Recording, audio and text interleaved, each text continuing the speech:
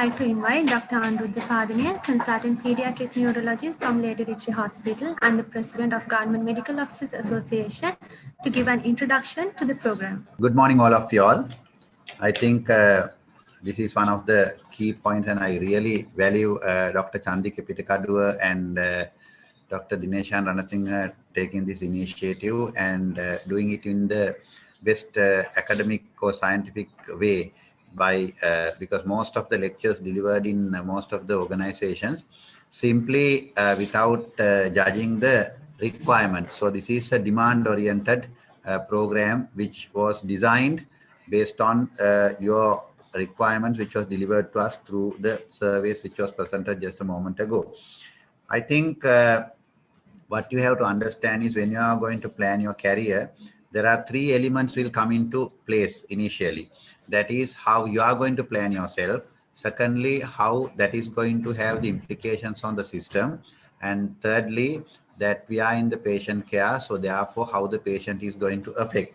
So taking all these three into account, what we have to understand is when you are going to plan your career, the dynamicities which are taking place in the current scenario had to be taken into account because this is 2021. The way we planned our career during the past should not be the same way that you all are planning your career, because mainly when you see the health sector, there are mainly three elements working. That is, the patient expectations are going higher up. So therefore because they have access to a lot of knowledge and information. So therefore you have to improve or capacity building within you. The competencies had to be looked into that aspect. The second thing is the technology development. So therefore, health is not just clinical activities as it is. There are various options and other things are coming through this technology. So therefore, when you are going to have the super specialties, subspecialties and all these things, that technology importation had to be taken care of. The third issue is the health financing. So that is though we are not that much concerned about that in time to come, health financing is a crucial fact. Even during coronavirus, the PCR cost and the rapid antigen test, all these things are taken into consideration when we are going to deliver a practice. Now, just virologists won't work. We have to have the virologists with competencies in the current scenario. It is in acute situations as well as the long term. So I think that had to be addressed. Now, ideally, when you are going to plan your career, there are ways and means of calculating how it is going to be really fruitful is calculated based on certain patient demands. Like say, now what is the number of patients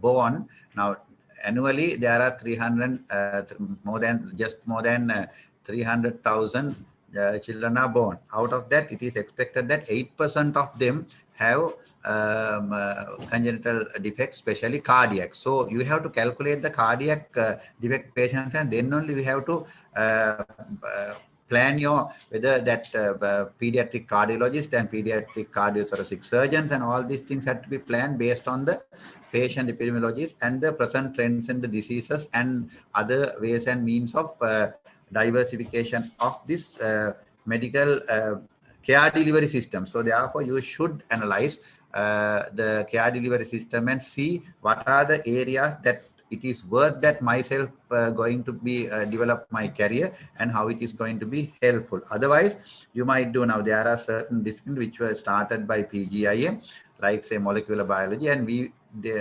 were struggling to place them in a cadre position because the requirement by the system was a problem. But then again, when you are going to calculate, we have to have a look into not only the requirements of the government health ministry, but also in the universities, also in the military, and also in the private sector, and the possibility of employing yourself in the region, either part-time or long time. And at the same time, the knowledge economy concept had to be visited by you all to understand the potential of selecting this career and how you are going to sustain yourself in the upcoming 20 years or 30 years to complete your career in a successful manner. Those are the elements that I want to touch, and that might not be touched by most of these lecturers who are going to lecture here. They will confine themselves to the discipline they are talking about. I am just opening your mindset that when you are going to select a discipline, that you have to think about where you are going to swim, and that is very important, and where you are going to place yourself in long run. The second thing is what we have to understand is when you are going to select a discipline, that you have to look into your competencies. And if you are not good hand practices with regard to surgery, selecting surgery may be sometimes ultimately you might ended up in a lot of inquiries by the medical council and legal and otherwise, and you will mess up the whole life on that line. So therefore, depending on your competencies, and you have to plan your career. And also very important that your wish. Some people are very unhappy with the field that they have selected. That is not fair, because you have to decide on for yourself whether you wish that discipline. But when you are going to select your wish, you have to be mindful that you have a spouse, whether a wife or a husband. So whether that person is in line with that. Otherwise, what will happen is whether you are going to marry a doctor, whether you are going to marry an outsider. So whoever who is going to be that, how that his career, his wishes are going to blend it up, and the family wishes and other things have to be blended up. So it's a social decision. Ultimately, you can't only get guided by your own vision. Otherwise, will lead to a lot of complications later on, and you will not be able to balance your life in later life. Then that will compromise the care delivery that you are going to deliver. So once you are sure about your wish and the abilities, it is very important that you think about the future potential and we are going to reside in future, and all these things will matter, and even the where you are going to school your children, and all these things will matter. Otherwise, the husband and wife will select only based on their wishes, and ultimately we as GMOA entertain a lot of problems encountered by doctors, and ultimately they are not in a position to optimally deliver their care and the competencies, simply because of all these other issues which are prop up because of this. So that is the second aspect that I want to talk. The third aspect is very important, that Sri Lankan human resource planning is very poor, and health sector planning is also to some extent better than what it is in the other scenarios. And ideally, we should have a national occupational classification as in some other countries, and we should be able to project our requirements and other things. Since absence of such situations and policy decisions and developments in this country, you have to, as intelligent people, have to plan whether you are going to sustain your career in future or not, had to be really planned and decided.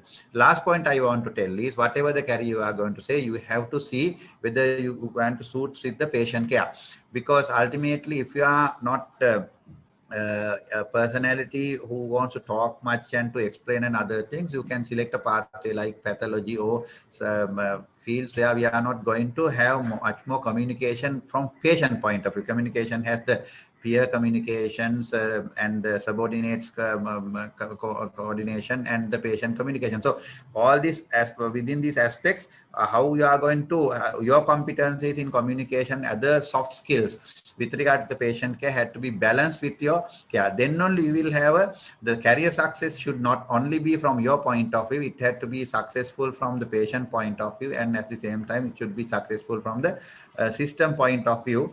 And all this aspect had to be considered when you are going to decide on a career. So I think this is what I want to tell, and I wish you all the best, and we expect better human resource in future. That is the expectation by the GMOA. You all have to be better than us, and we will be more subspecialized and super specialized in time to come. But you have to have a career success in long run, and ultimately collectively all of you all have to get together and safeguard the health sector of this country, not only to cater the patients optimally in this country, but also to look into the potential of looking after revenue generation, the knowledge economic concept, and also to win some kind of accreditation and status in the region and in the international arena for the best interest of this country. And health is one area where you will be able to project it to the world to have a better image about Sri Lanka in time to come. And we if you can say that Sri Lanka has the best health professionals coming out from the, because with this religious and other backgrounds Sri Lanka has, with the hospitality and other characters, and the blend we have in this country can be blend with medicine to ultimately produce in the big picture that the world best doctors are from Sri Lanka. So that is our dream, actually the big dream. So we are aiming at it, and we are hopeful that we will be able to do that. That is why we are organizing all this in which we never got when we were interns or otherwise. So all these matters, all these activities are done in that with that intention.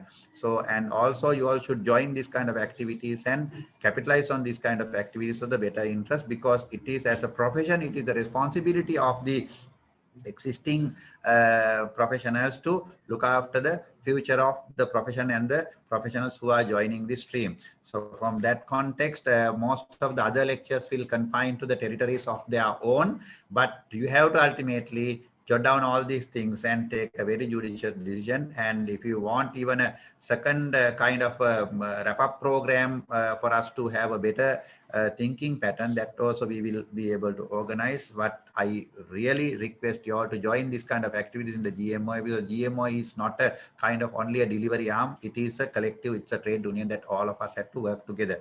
So having said that, while again congratulating the people who organize this and who are joining, and wishing you all the success, I conclude my speech. Thank you very much.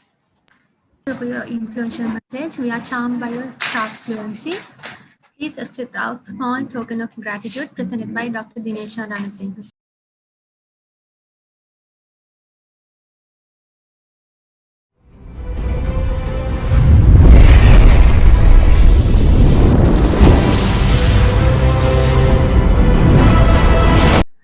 Next in line, we have Dr. Chandika Epitakaduwa, consultant histopathologist from Base Hospital Maravilla, to tell us about consultant cardio distribution and future expansion. Over to you, sir. Good day to all of you. My lecture today is about consultant cardio distribution and future projections. Actually, what I want to tell you is, in a couple of days, when you are, or in a few months' time, when you are posted as post-intern medical officers, what will happen to you is you will be ending up in some peripheral station or some isolated place. So you will be having little bit of issues with your day-to-day activities, as well as you will feel little bit bored and you will feel isolated. So at that time, you might think that I should do some sort of postgraduate in order to get out from this issue, or get out from this sort of isolation. So at that time, there are some points which you have to think about. When you are doing what are you going to do about your further development in your career, you have to match the things with your present social status and expectations, and present economic status and your future goals, and how much time and energy and money you are willing to sacrifice on your education, your willingness to contribute to medical education, your willingness to accept challenges as a unit head, a leader, or an administrator. And there are some 2 points I am going to add it as the last slide. So you will come across the same slide somewhere in the closer to the last slide, right? So what are the options you are having? As a person who is going to do postgraduates, you will do an MD, where you are going to be a consultant. At the same time, you can do a diploma or an MA or MSc, and you can be, the third option is going to be, you can be satisfied with what you have got. That means you have got an MBBS or equivalent degree. So you can be satisfied with that and be a great medical officer for the rest of your life. So this is the best time to plan yourself, because at present you are a relief medical officer, most of you are, and you can work in certain institutions or units where you can, which will be beneficial for the rest of your life when you are going to plan it. And at the same time, this planning should happen at the time of selecting your internship and at the time of selecting your post-intern appointment. And why I am highlighting these points are there are few reasons.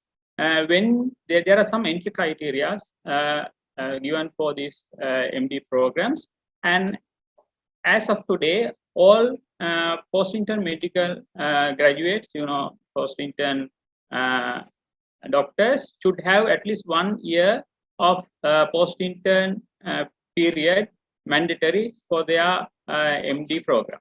At the same time, they should have experience during internship or post-internship period in some of the fields. if you are going to do general medicine, hematology, or ophthalmology, you should have at least 6 months medicine internship training. At the same time, if you are going to do pediatrics, you should have 6 months pediatrics training. If you are going to do surgery, you should have 6 months internship or post-intern surgery training. At the same time, if you are going to do orthopedics, you have to have some experience, 6 months experience in surgery or gyn. So what am I going to do? What MD I am going to do? If at the moment, if you are so keen in one particular stream, which you have already selected, please continue it. You should not change it because of the present program which we are doing. Because at the end of the day, what happens is you are going to do that certain MD field or discipline. So you are going to be responsible for your life, and at the end, you are going to live with. So as a result, you should never change your keenness on a certain discipline because of the external influences. At the same time, if you are a person who has not decided on your field at the moment, you have to consider on these facts as well.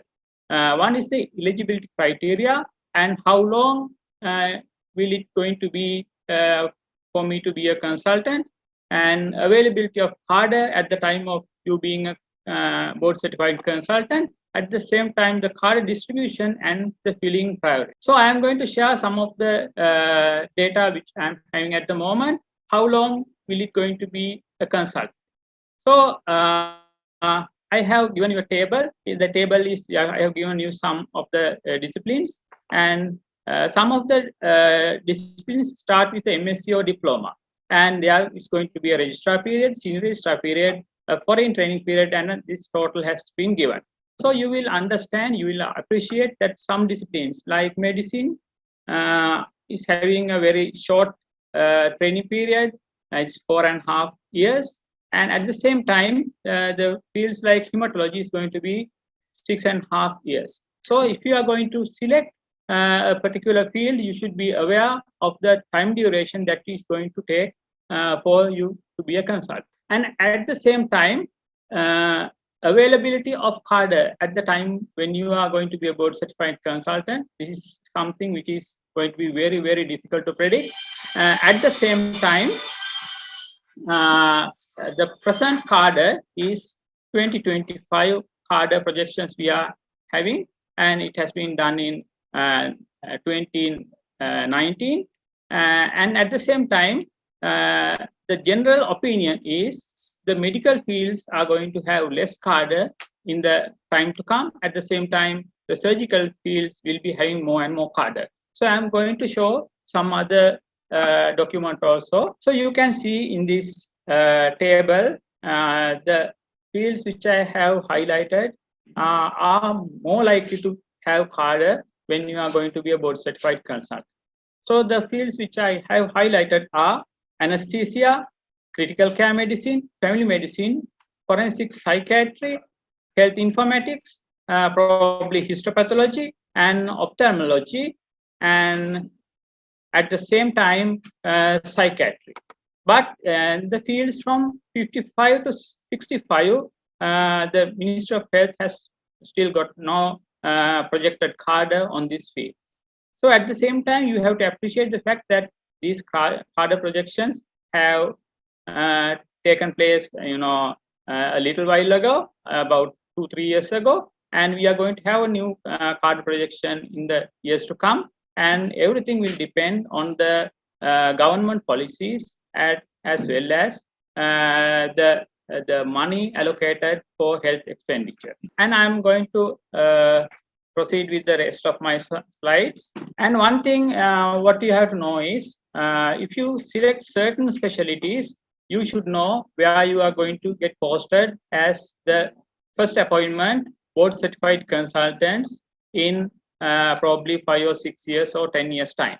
So at present, the discipline family medicine has been placed in district hospitals, and these disciplines, we have got 12 disciplines here, general medicine, surgery, obs-and-gynae, pediatrics, anesthesiology, dermatology, psychiatry, histopathology, microbiology, ENT, and radiology, and forensic medicine. These have been placed in at the level of base hospital B. And we have got added 4 disciplines in base hospital A level. They are the orthopedics, venereology, hematology, and eye. And when we are going to talk about the district general hospitals, we are going to have some more specialties other than the specialties which I have already given. They are going to be transfusion medicine, emergency medicine, respiratory medicine, and endocrinology, neonatology, cardiology, nephrology, genitourinary surgery, genitourinary, and rheumatology and neonatology. So these places are going to be filled in all these disciplines. So if you are going to select a field like family medicine, you are going to be at district hospital levels at the moment. And if you are going to have the disciplines which have been listed here, so you might be starting as first appointment consultants, most probably in base hospital B level. But if you are going to start something like respiratory or endocrinology, you will be starting at the level of this district general hospitals. But at the same time, you have to appreciate the fact that the family medicine, we are going to have a lot of posts, and these disciplines, general disciplines also, we are going to have a lot of posts. So the disciplines like cardiology and neurology are going to have less number of posts in comparison to family medicine. And the other option is going to be you can do a postgraduate diploma and MSc. So you should know that there are diplomas which are or MScs that are not leading to the MD, and at the same time there are diplomas and MScs which are going to lead to MD qualifications at the end. So if you are in doubt whether I am going to select, it's going to be a good thing to select a diploma which is ending at that the same level, or something leading to MD. I think the best thing is to go for a diploma which will lead to a MD at the end, because then if you don't want to go for a MD, you can stop at the level of a diploma. And the third option is going to be you can be satisfied with the qualification which you are having at the moment. That is going to be the MBBS or an equivalent degree, but it is not going to be a bad option as well, because you are not going to have any exams, and at the same time you can get involved in CME and CPD activities, and you can get yourself updated. And these are the important things which you should know, because some of our doctors, they do postgraduate exams during their their first appointments as medical officers, because they want to get rid of the station which they are posted to. So that should not be a reason to do the postgraduate exams, because I will give you some examples. So this is the average time duration that has taken place for a consultant to be formed. In average, it's going to be in more than 9 years, it is going to take you to be a consultant. If you are going to be anesthesiology, it's going to be 8.9, and it's going to be pediatrics, it's going to be 9 years plus. These things are the actual figures which has been taken by collecting data.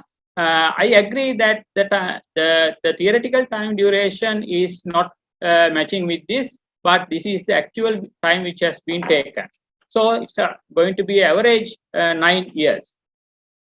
And at the same time, if you are going to be a consultant and going to come to a preferable station, like let's say you are willing to come to Colombo district, it will take 16 years for a consultant who is passed, who has board certified anesthesiology from their first, post-intern, appointment.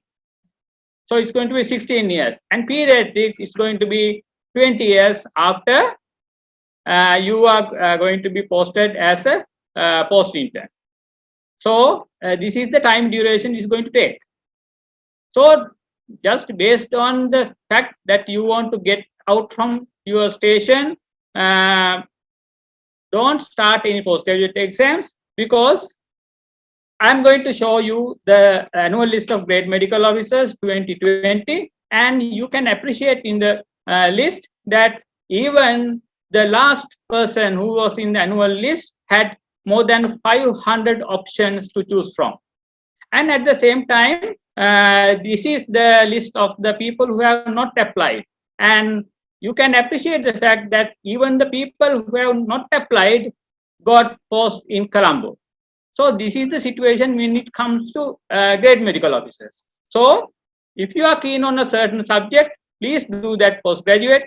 Don't change your idea because of the data I am giving. Because you like it, you continue with that.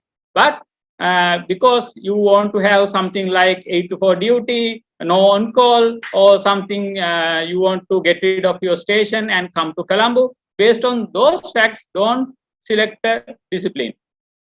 At the same time, we have got some more options for the grade medical officers. Depending on the grievances you are having, we have got the special transfer list. At the same time, you are going to have a difficult station list in the near future. So if you are still, if you are posted to a difficult station, you will have the privilege of coming to a better station by the difficult station list. So at the end, this is the last slide I am going to show. So don't change your ideas because of the lecture I am doing. Go to the facts and see, go to the PGIM website and see the time durations by the prospectus of the particular field. At the same time, what you have to do is, I have given the correct facts and figures. This is the time duration that is going to, take if you are going to select the MD field. But don't select a field because it is on-call free, it is 8 to 4 duty, or it is going to help you to get out from your station at the moment. If you wait in the station noted to the annual list, and you can jolly well come to your destination very easily. But I'm going to reiterate the fact that it is going to take 16 or more years, or probably 20 years from this time onwards for you to come to your destination, probably your hometown as a consultant. But you may have some temporary relief as a trainee somewhere in Colombo, but at the end you will be posted once again as a consultant to a peripheral station. So I have got 2 take-home messages. That is, the field you select is for life. You can't change it. So if you can't change it, you should be wise enough to take the best decision. At the same time, the next is going to be, you should be prepared to work in all the stations in the country, right? You can't be, coming to the ministry and telling this and that about the difficulties you are having. Because I also have faced the same situations. I have worked in Batiklo, I have worked in Kilnochi, and I have worked in Tamuttegama. So I know the difficulties we are facing there. I agree with all the things, but if you are going to select a postgraduate degree, you are going to be a consultant, you should have the courage to face all the problems in the peripheries and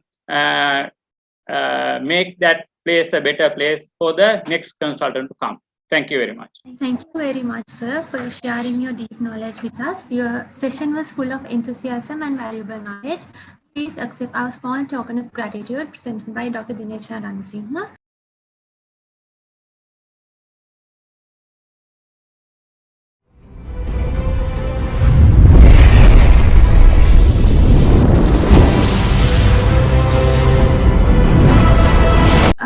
We'll start our first session for the day on obstetrics and gynecology by Dr. Ruan Silva, consultant obstetrician and gynecologist from North Colombo Teaching Hospital, Ragama. Over to you, sir. Thank you very much. Very good morning to all of my junior colleagues who has joined with us today. First and foremost, I should thank Government Medical Officers Association and Society of Health Research and Innovation for inviting me for a valuable program. So I would like to say, dear colleagues, don't get disheartened after our Chandika sir's, very factful, informative lecture, right? I also bit upset about average year of board certification for obstetrician and gynecologist 7.47, and average year of coming to Colombo is 16.25 years. Anyway, we'll see what we can do. Right. So my name is Dr. Ruang. Currently, I'm working as consultant obstetrician North Colombo Teaching Hospital as a resident obstetrician. I was board certified in 2014. So I am working as a resident obstetrician. It's my duty to go through the obstetrics and gynecology and, explore some ideas and your views about why you are going to select obstetrics and gynecology. I have laid down few objectives. So I want to just highlight about the vacancies available in Ministry of Health and opportunities available if you do obstetrics and gynecology, and advantages and disadvantages of working in different specialties. So when I Google the definition of obstetrics and gynecology, it's a branch of medicine that deal with the birth of children, obstetrics, and disease of women, gynecology, that of course everybody knows. So, I mean, it's really, a rewarding job, obstetrician. So obstetrics and gynecology has a very long history. So development occurred all over the years from the time of what you see in this slide. So this is Roman marble, which belonged to 2nd century delivery. So behind the screen, you see obstetrician is holding forceps and helping a queen to deliver a baby. So this belongs to before Christ 700 years.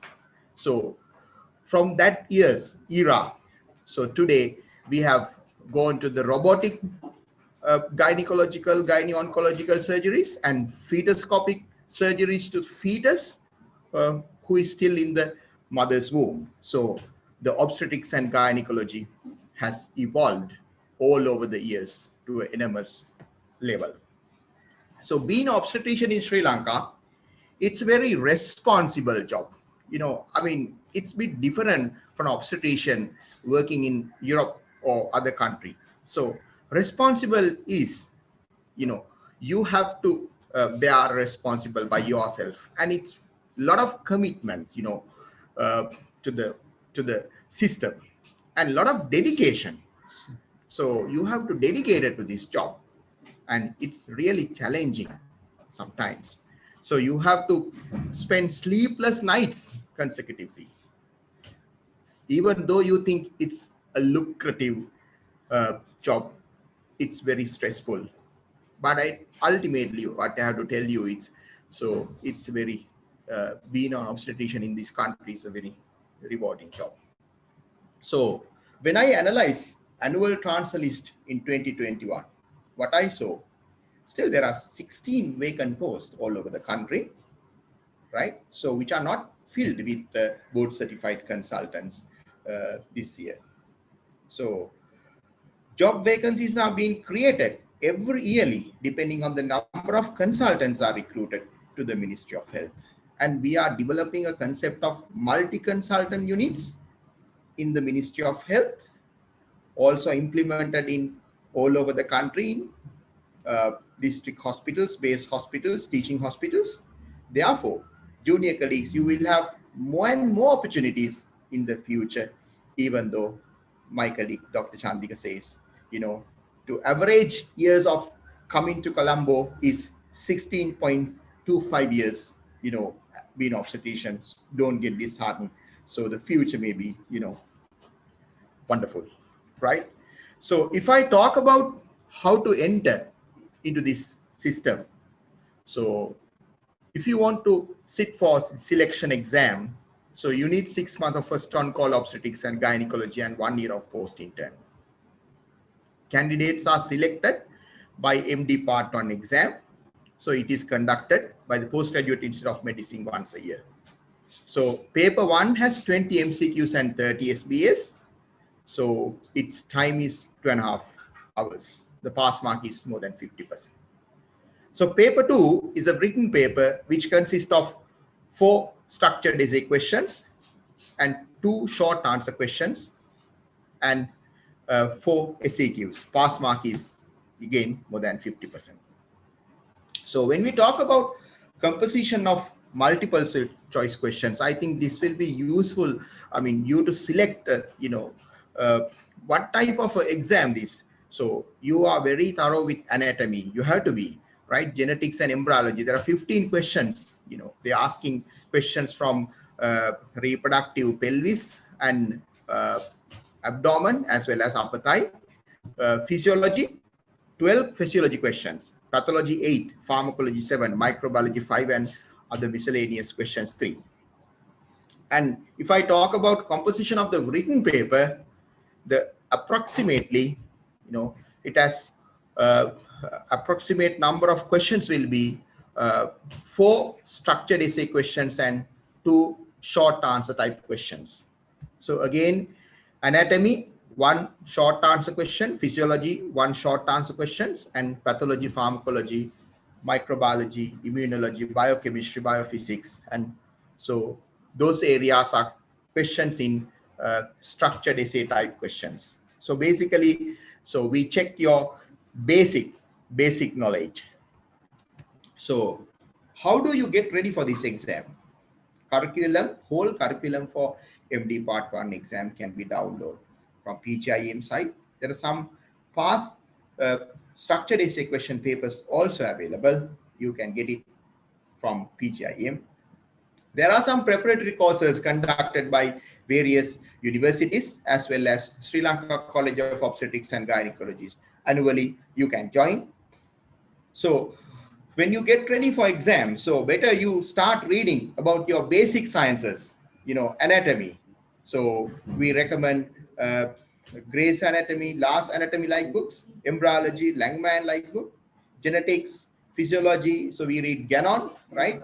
Like that, your basic books you refer for your final MBBS, MBBS papers, questions. So what you have to start reading, you have to start reading on basic sciences in these areas. So if I talk about training period for an obstetrician, so after MD Part 1, so peripheral appointment is 6 months and gynae cancer appointment 3 months, and then general obstetrics for 12 years and general obstetrics second year for 15 months. After MD Part 2, 1 year local training as a senior registrar, 1 year foreign training in accepted job or attachment in a foreign unit by the Board of Study. After that, you obtain board certification. And if you are in the Ministry of Health, then you will be appointed as a consultant obstetrician and gynecologist for the Ministry of Health. That is how you become board certification and consultant obstetrician.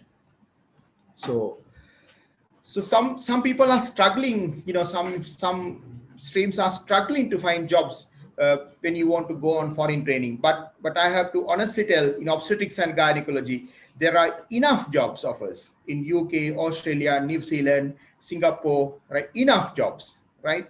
So you don't have to struggle to find a foreign job. You can easily find, because there are enough opportunities once you have done your senior registrar appointment. And in UK, they offer GMC registration for the qualifications we have completed as a senior registrar, PGIM in Sri Lanka. And these foreign jobs, you can save some amount of money and you can start your life. And the training, these posts are under supervision of foreign consultants, and it will be a very nice exposure in a nice system, in a different system, for you to bring a lot of things to our country to improve our system. So, and you can get the GMC registration with full license to practice in UK if you are planning to go to UK with MD Part 1 and Part 2 obstetrics and gynecology. So opportunities after board certification. So majority of our consultants have joined Ministry of Health. They stay with us. So, and they give the service to the country all parts of Sri Lanka. Some consultants are work for universities, opening new medical faculties recently all over the country, giving a lot of opportunities for juniors to join universities. And there are some amount of consultants who work full-time for private sector as well. And some of our colleagues, due to different reasons, they go back for their foreign jobs in UK, Australia, Singapore, and New Zealand. And what I want to highlight is, so it's worth doing MD Part 1 and Part 2. Being an obstetrician and gynecologist, you will have enough opportunities.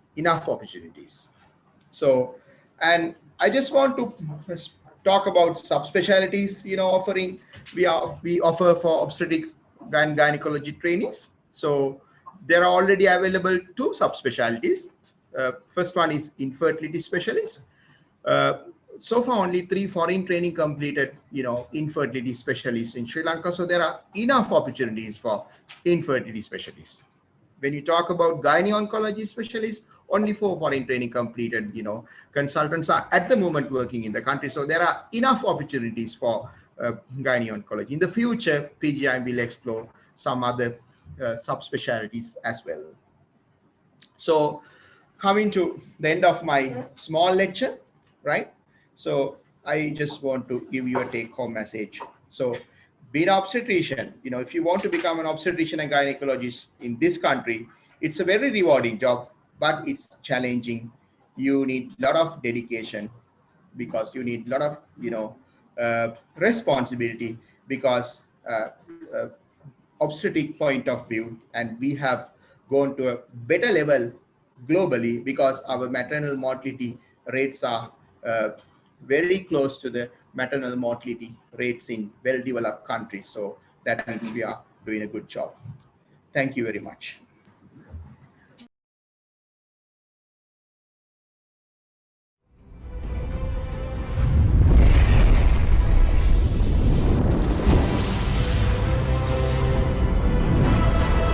Let's move towards our next session on medicine.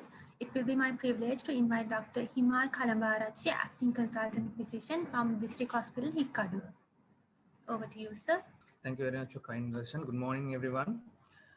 So my task here to give you a basic introduction, how we enter the medicine field, and what we do, and how we train, and how we work, and what is our life as a consultant physician. So first, when we're talking about medicine, I think this is my outline of my lecture. So when we're talking about medicine, first we have to know what is the internal medicine or general medicine or in adult medicine standard for. So this definition I found in a famous book, The Ultimate Guide to Choosing Medical Specialty. I suggest you to read it before you choose your professional. So internal medicine, especially they introduce as an internist to take care who is a general medical problem matters. So he's at the time he's a diagnostician, an educator, a director, advocate, a motivator, a healer, and comforter. And he works in clinics and is inpatient care, and sometimes they do work in ICU settings. So basically, internal medicine physician or general medicine physician is an all-rounder. He's an all-rounder in a lot of fields, and he has a wide spectrum of clinical approach. So so you are going to handle a lot of acute and chronic medical issues, and you have to liaise with a lot of subspecialties. And when you after entering in, some of you go to the other subspecialties. So these are the eligibility criteria to enter the field, to enter the sit the selection examination. So first you had to hold a medical degree approved from SLMC, and you had to complete your internship, and you need to work at least 1 year in Sri Lanka after internship. It could be a private sector or government sector, and with all that, you need to have at least 6 months of experience in general medicine as an intern house officer, or if you don't have a house officer, I mean, if you haven't been a house officer in medicine, you need to have a at least experience as a full-time medical officer in consecutive other fields, which include general medicine, cardiology, clinical oncology, general medicine, gastroenterology, nephrology, neurology, respiratory medicine, or rheumatology. So if you, when you don't have a experience in clinical medicine, general medicine, so you have to complete advanced life support course before you enter in course, and 1-day course conducted by College of Anesthetists and Intensivists. And you have to produce medical certificate from a specialist. You have been mentally and clinically fit to be continue the program, and you have to comply with the PGM other regulations. So there are 2 intakes per year, and select examination has 3 components: biomedical science, general medicine, and practical component. And about 60 candidates will recruit as a maximum, but it may vary to the 35 to 50s usually. And there's 1 or 2 geriatric training slots, and you will be recruiting after the MD Part 1 exam. And there's another thing about training slots. So if you will get a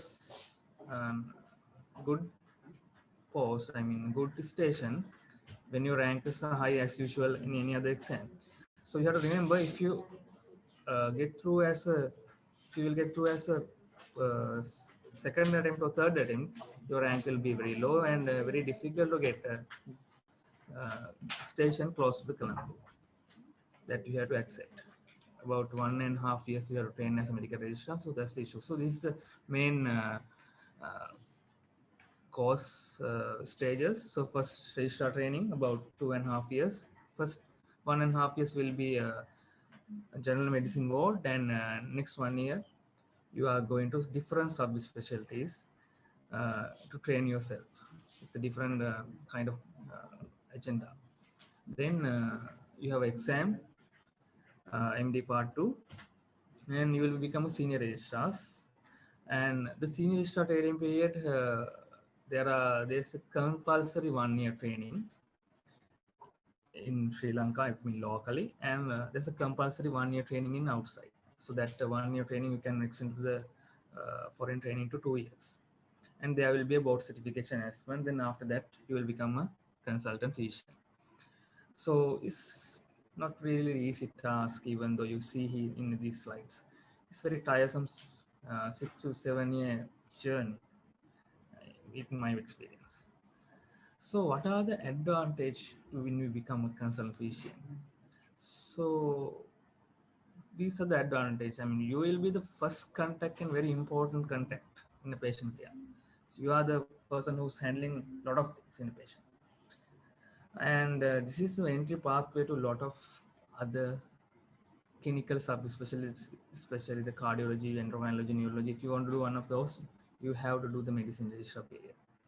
You have to enter this course, and you basically play a very key role in general medical care, and you will be the leading person in MDT, and you will give the oral care, and you will be following up the patients, and you should be able to practice certain level in different subspecialties under your purview, and there's a lot of job satisfaction in this field.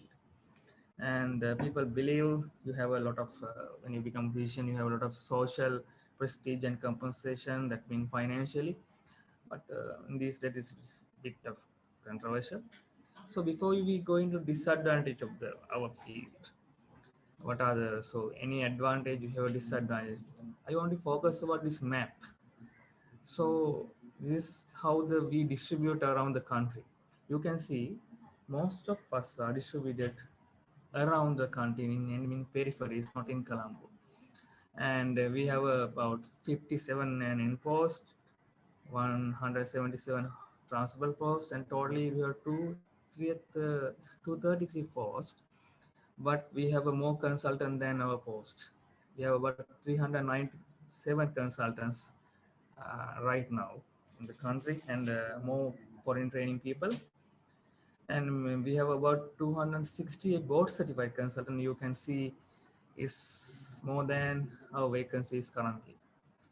So this is actual situation in the country. When you compare to community medicine, this is a distribution of community medicine, and most of them are distributed, spread in around the Colombo. There are very few people in the peripheries. So this actual situation. So these are the disadvantages I usually see in my field. So it's a continuous job, 24/7 job, and station close to home, not in really near future, and you have to work really well. You have to update your knowledge in various subspecialties. It's kind of a daily ongoing learning. You have to read everything, and you have to read cardiology, you have to read neurology, every single update you have to get, because you will be seeing all the patients, all the subspecialties as a first case. So it's a never-ending cost and financial instability. I will not to talk about it really, because it's depend on your capacity. But most of the time, not my experience, senior people saying it's not really good in these days. So quality of life is different. Thing is, even though you have a good job satisfaction, you have to work in peripheries, you have to work 24/7, so your life will be not really good compared to quality of life compared to other fields like subspecialties and other lot of other medical fields. So this is the future things.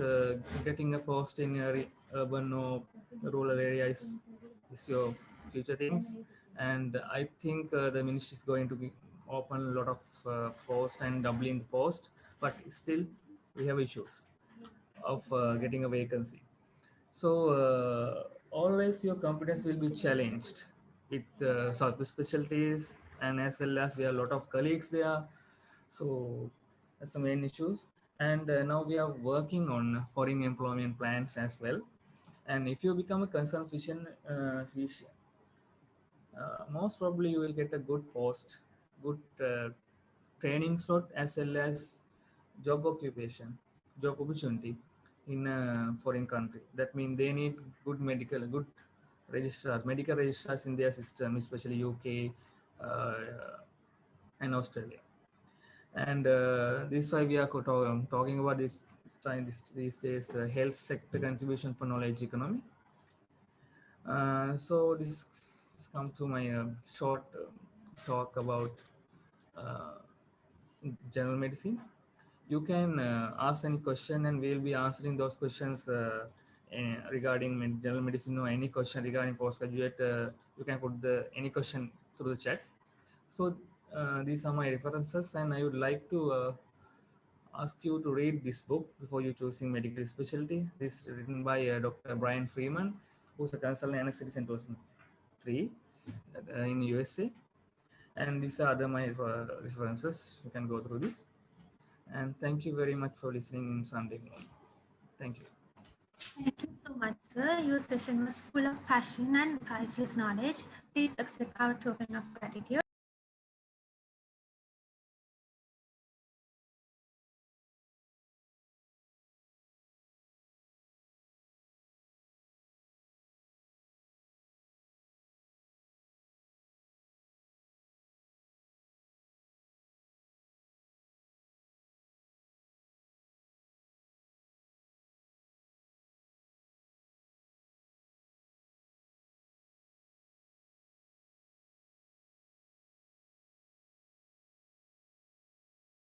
Token of gratitude.